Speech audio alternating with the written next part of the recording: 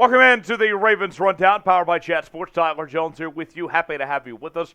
Today's show is sponsored by Mint Mobile, and Mint Mobile is offering plans on America's largest 5G network for less than $15 a month. It is all available to you if you go to mintmobile.com/chatsports. We'll tell you more about what they do coming up later on in the show. We begin with looking back on the Ravens' 23-20 loss to the Buffalo Bills on Sunday. A collapse from Baltimore. It was tied there in the second half. The Ravens had every opportunity to win this football game and just collapsed. Lamar Jackson played his worst game of the season so far with 2 interceptions. Josh Allen played a decent game for Buffalo, going 19 of 36, 213 yards, 2 total touchdowns, and 1 interception. J.K. Dobbins had 13 carries, 41 yards, 2 total touchdowns. Devin Duvernay with 4 catches for 51 yards. This game, look, we knew that the Ravens were underdogs going into this game ahead of time.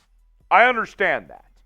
But in this type of game, when you have a chance to win at home, and you let it get away from that, that really hurts. Doesn't matter if you're playing potentially the best team in the league in the NFL, like many people think Buffalo is.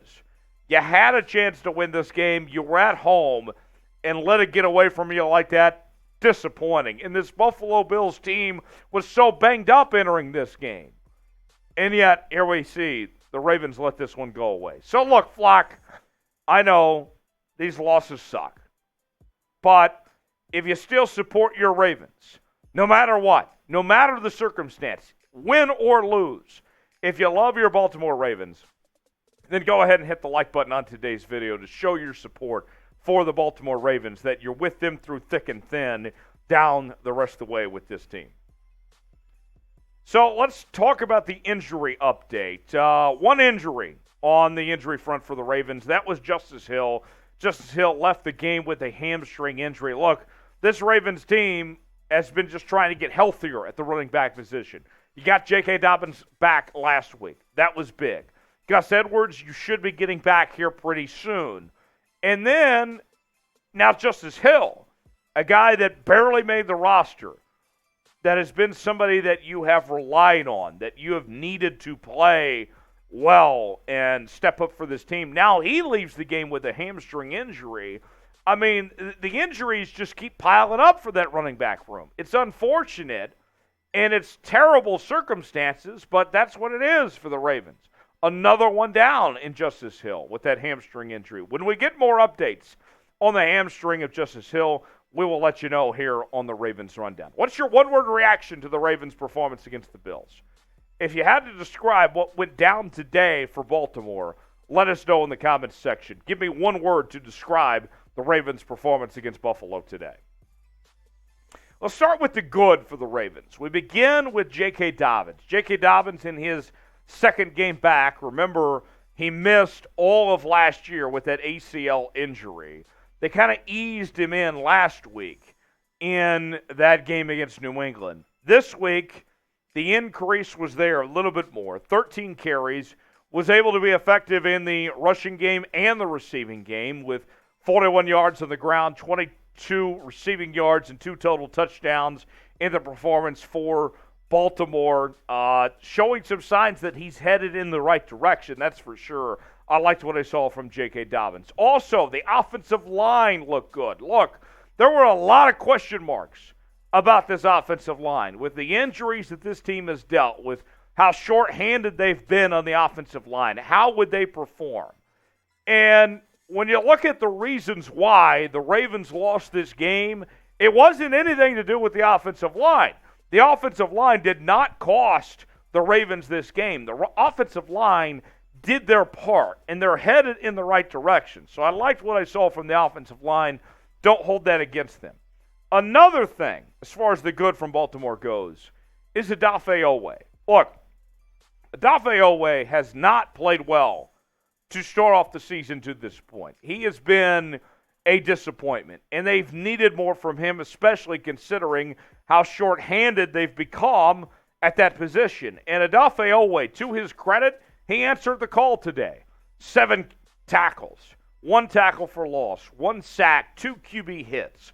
But with Odafe Oweh, while today was great, going forward, you need more of that. Today can't just be it for Odafe Oweh. He's got to continue to play at this level for that Ravens defense to be able to compete and do what they were able to do today. It needs to be the consistency. Today was big for Oweh to get over the hump. Now you got to continue that going forward. He's got to continue to play that way like he did today, as far as I'm concerned. You need to subscribe to the Ravens Rundown. We're covering the latest Ravens news, rumors, trades, free agency, and more, including these post-game recaps, everything in between. Every day on the channel, we're bringing you some Ravens content of some sorts. Turn on notifications so you never miss a moment as well. YouTube.com/RavensTV. Be a real one. Subscribe now so you never miss all the latest happenings with your favorite team. It's right here on the Ravens Rundown by Chat Sports. Today's show is sponsored by Mint Mobile. And look, with Mint Mobile, it doesn't matter if you're somewhere that you have 5G coverage or 4G coverage. Whatever the best cell phone service is and where you're at that moment, you're going to have with Mint Mobile. You don't have to worry about turning on airplane mode or anything like that. Mint Mobile is going to take care of you and make sure you're covered. And they're going to do so at an affordable price. Look, plans start at just $15 a month with Mint Mobile. And they're offering it just for Ravens Rundown viewers. So go to mintmobile.com/chatsports to start saving today. mintmobile.com/chatsports. Plans starting at just $15 a month. Start saving now with Mint Mobile. All right, let's get to the bad with Baltimore. Look, Greg Roman, the offensive coordinator for the Ravens, did not call a good game. He did not put this offense in the best position to succeed. We talked about how well the offensive line played, that they did its part, but the Ravens didn't take advantage of that. Look, penalties, 9 penalties for 70 yards. Third down percentage was less than 50% for this group. Greg Roman did not put his offense in the best position to succeed, quite frankly. The other being of the bad was Lamar Jackson. Look, I know Lamar Jackson has played at an MVP level to start off 2022, and that he's been terrific quarterback through the first 3 weeks of the season. But today, we saw the bad in Lamar Jackson. Look, he made too many mistakes.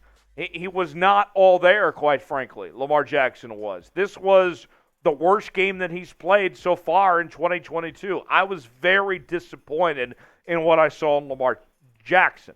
Also, Mark Andrews at the tight end spot. Look, what have we said about Mark Andrews in this tight end room in Baltimore?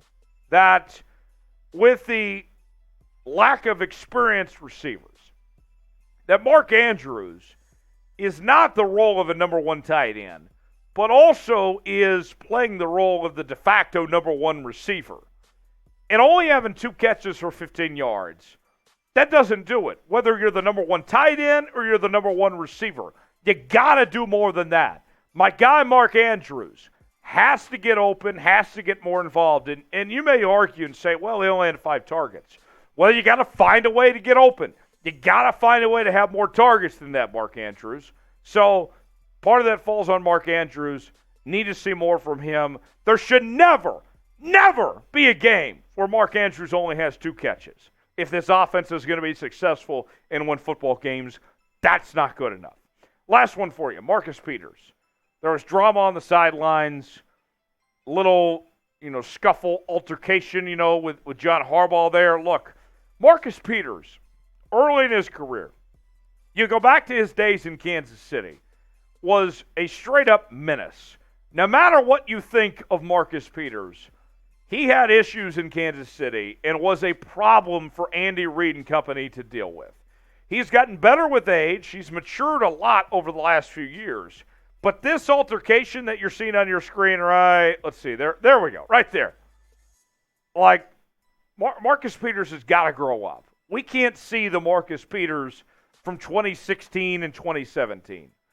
He's got to be a leader. He's got to step up and be a good teammate. I understand the frustrations, but there's a way to handle things. There's a better way to handle things than what we saw on the sidelines Sunday, quite frankly. So with that, How would you scale the Ravens defense today? Look, most of the time you hold Buffalo to 23 points, that should be a win.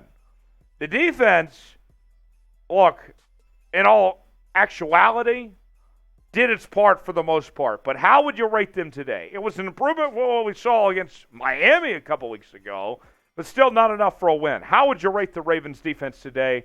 Let me know in the comments section. Scale it for me 1 through 10, and we'll see you next time here on the Ravens Rundown. Thanks for joining us.